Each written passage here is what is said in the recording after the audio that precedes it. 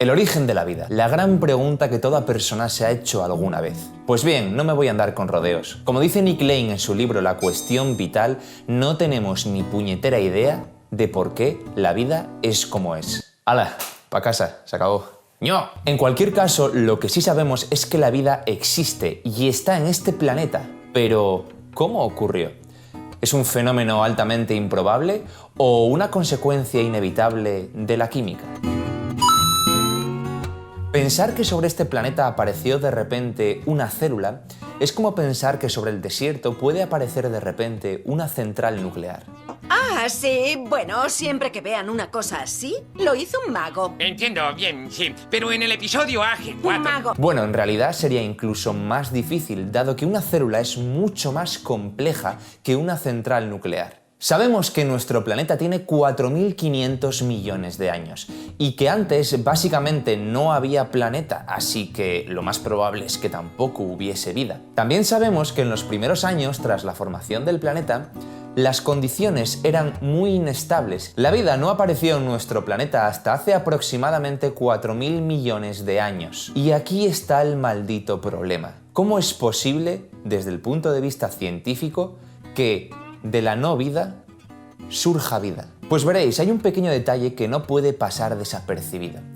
Aunque obviamente antes de que apareciesen los seres vivos no había vida, lo que sí que había en el universo eran los elementos químicos que forman tanto los objetos como a los seres vivos. Siento daros esta dosis de humildad, pero los objetos y los seres vivos están compuestos por los mismos elementos. Por ejemplo, los componentes mayoritarios del carbón, una roca, son carbono, hidrógeno, nitrógeno y oxígeno. Y sorpresa, ¿adivinas cuáles son los componentes mayoritarios en los seres humanos? Los mismos. Vaya, vaya.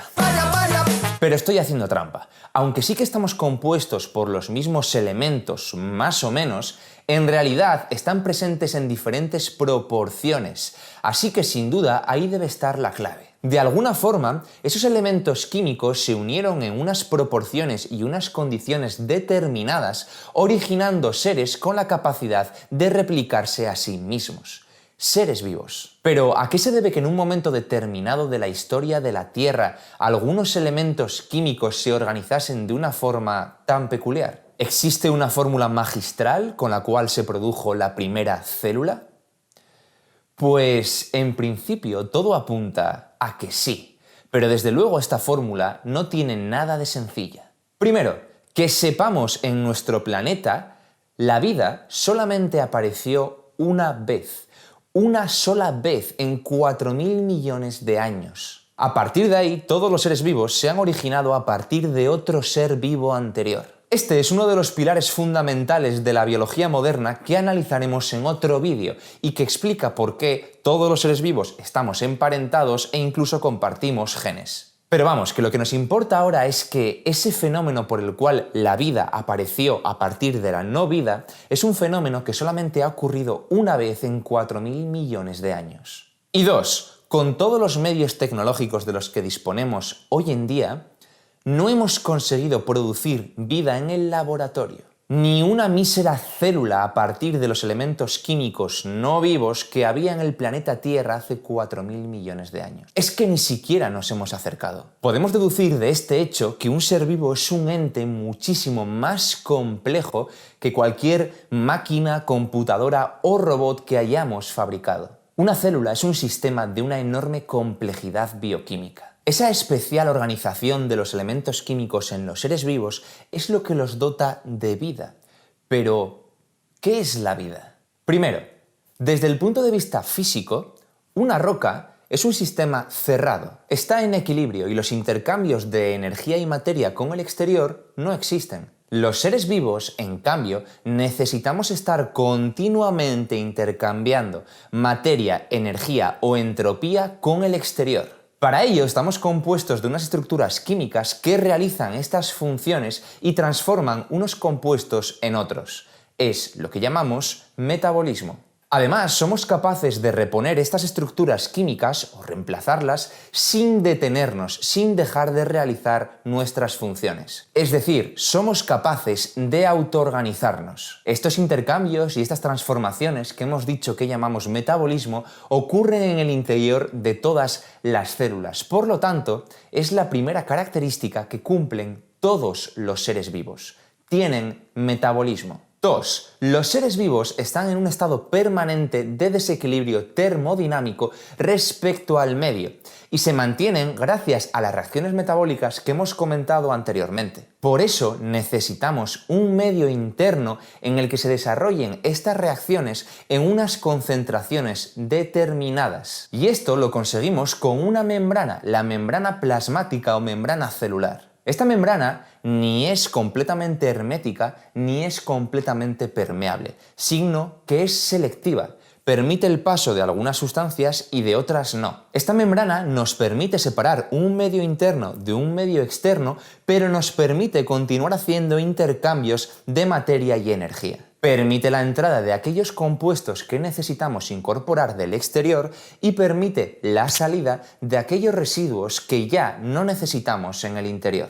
La separación de un medio interno de un medio externo a través de una membrana es la segunda característica que cumplen todos los seres vivos. Hay que decir que aunque parezca una estructura sencilla, la membrana plasmática es muy compleja. No hemos conseguido sintetizar membranas ni siquiera parecidas de forma sintética en el laboratorio. 3. Los seres vivos también almacenan información. En esta información están las instrucciones para realizar todas las reacciones metabólicas comentadas anteriormente, y también es donde están los planos para que todo esté en su sitio. Esta información está codificada en las moléculas químicas del material genético que pueden ser de ADN o de ARN. Pero en los seres vivos es más sorprendente aún su capacidad para replicar esta información y generar nuevos seres vivos. La cuarta característica es la capacidad de reproducción que todos tenemos. 5. Los seres vivos evolucionan. Los seres vivos pueden sufrir alteraciones en su material genético que les puede hacer cambiar generación tras generación y mejorar así su adaptación al entorno. A nivel bioquímico hemos visto, por tanto, que para que surja la vida es indispensable la aparición de una membrana plasmática y de material genético. Estructuras mucho más complejas que los sencillos elementos químicos que habría en la Tierra en sus orígenes. Entonces, ¿cuál es la probabilidad de que estructuras tan complejas surjan espontáneamente a partir de elementos químicos sencillos? Vamos por partes. Sabemos que los elementos químicos que componen a los seres vivos son en un 98% carbono, hidrógeno, oxígeno, nitrógeno, fósforo y azufre. Pero la cosa no es tan sencilla. Estos elementos no se encuentran así tal cual en los seres vivos, sino que están en grandes moléculas químicas muchísimo más complejas. A estas moléculas las llamamos biomoléculas y son fundamentalmente los glúcidos, las proteínas, los lípidos, los ácidos nucleicos y también podríamos incluir el agua. Esto ya te suena más, ¿verdad? Aunque solamente sea de las etiquetas de los alimentos. Y es que es así, como hemos dicho, todos los seres vivos necesitan incorporar elementos del exterior y nosotros lo hacemos a través de los alimentos que contienen estas biomoléculas. Porque todos nuestros tejidos y todas nuestras células están formadas de estas biomoléculas. Y por supuesto también devolvemos al exterior todos los residuos, todo lo que sobra de las reacciones metabólicas que ocurren en el interior de nuestras células. Así que aquí viene la siguiente pregunta. Vale, en la Tierra, hace 4.000 y pico millones de años, estaban los elementos químicos que forman a los seres vivos y a los objetos no vivos, pero todavía no había seres vivos. También sabemos que unos cuantos millones de años después aparecen los primeros seres vivos. Pero, ¿y si vamos poco a poco e intentamos resolver primero los pasos intermedios? ¿Podrían haberse formado a partir de esos elementos químicos sencillos que había en el planeta las biomoléculas que componen a los seres vivos? ¿Podrían haberse formado proteínas, glúcidos, lípidos y ácidos nucleicos? Aparece aquí la figura de un personaje muy conocido que habréis visto innumerables veces en los libros de texto, Stanley Miller. Este hombre en 1952 intentó recrear las condiciones que había en la Tierra hace 4.000 millones de años. Para ello mezcló en un matraz agua, amoníaco, metano, hidrógeno y añadió descargas eléctricas como fuente de energía. Y ¡zas! El resultado fue, por un lado, la obtención de glúcidos y, por otro, la obtención de aminoácidos, los ladrillos que componen las proteínas. La idea era que determinados compuestos químicos atmosféricos sometidos a alguna fuente de energía, como pueden ser relámpagos, sufrieron transformaciones y terminaron en los océanos. En estos océanos se iban acumulando y con el tiempo volvían a sufrir interacciones, formando las biomoléculas. Este experimento fue realmente importante porque quedaba probado que era posible obtener biomoléculas a partir de elementos químicos sencillos. Era posible obtener las piezas que forman a los seres vivos. Pero aún no deis saltos de alegría. La mayoría de las personas hoy en día coinciden en que las condiciones que recreó Miller en ese matraz no eran exactamente las que había en la Tierra hace 4.000 millones de años. Hoy en día se cree que la atmósfera era menos reductora y se componía más bien de monóxido y dióxido de carbono, vapor de agua y nitrógeno. Si se repite el experimento de Miller con estas nuevas condiciones, lamentablemente no se obtiene nada. Pero además hay otros puntos flacos en esta teoría. El primero de ellos es la energía. En este medio acuoso serían necesarias 4 descargas de rayos por segundo por cada kilómetro cuadrado de océano, algo un tanto improbable. Una fuente de energía mucho mejor sería la radiación ultravioleta. El químico John Sutherland incluso consiguió sintetizar nucleótidos, las piezas que forman a los ácidos nucleicos como el ADN, utilizando esta fuente de energía. Lamentablemente, los científicos de hoy en día también consideran improbable esta hipótesis debido a que la radiación ultravioleta es demasiado destructiva. El segundo punto que cojea es que los océanos son extremadamente grandes. Los reactivos necesitan acumularse en unas condiciones mínimas para que puedan reaccionar y formar los productos. Aún más importante es este punto si en esas reacciones también participan catalizadores. Por eso, suponer que este proceso se desarrollaba así sin más en los grandes océanos resulta un tanto inverosímil. Así que, ¿cómo salimos de este atolladero? Durante los últimos 60 años se han continuado realizando experimentos en este apasionante campo del saber que se conoce como química prebiótica. Y aunque no se ha conseguido diseñar un único gran experimento que consiga explicar la síntesis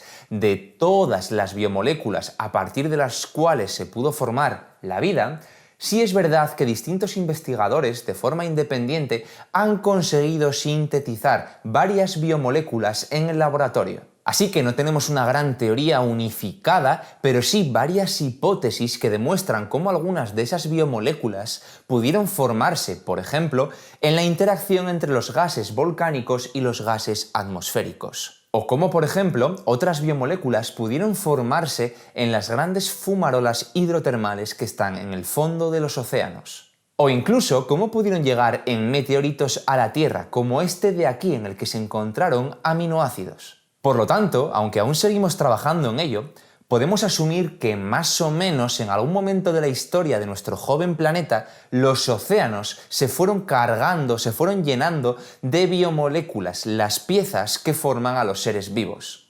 A este océano cargado de biomoléculas, clásicamente en los libros de texto, se le ha llamado caldo o sopa primordial. Así que vaya, ya hemos conseguido explicar el paso intermedio que nos conduce hacia la primera célula. Hemos conseguido explicar cómo a partir de elementos químicos sencillos que había en la Tierra pudieron formarse las piezas que componen a los seres vivos. ¿Contentos? ¡No! Aún tenemos que explicar cómo a partir de esas biomoléculas surgió la primera célula. algo en lo que estamos todavía mucho más perdidos. Hemos explicado, por tanto, que la materia inanimada y los seres vivos están formados por los mismos átomos, aunque en diferente proporción. También hemos visto cómo se ha comprobado en multitud de experimentos que en los primeros años tras la formación del planeta, algunos elementos químicos pudieron reaccionar de diferentes formas para formar las biomoléculas complejas que forman la estructura de todos los seres vivos. Y como hemos repasado las características que tienen todos los seres vivos, sabemos que el siguiente paso sería explicar cómo, a partir de esas biomoléculas, aparecieron estructuras tan complejas como la membrana plasmática o el ADN. Una vez que solucionemos este punto, explicar el origen de la primera célula ya es pan comido. ¿O no? Lo veremos en la segunda parte de este vídeo.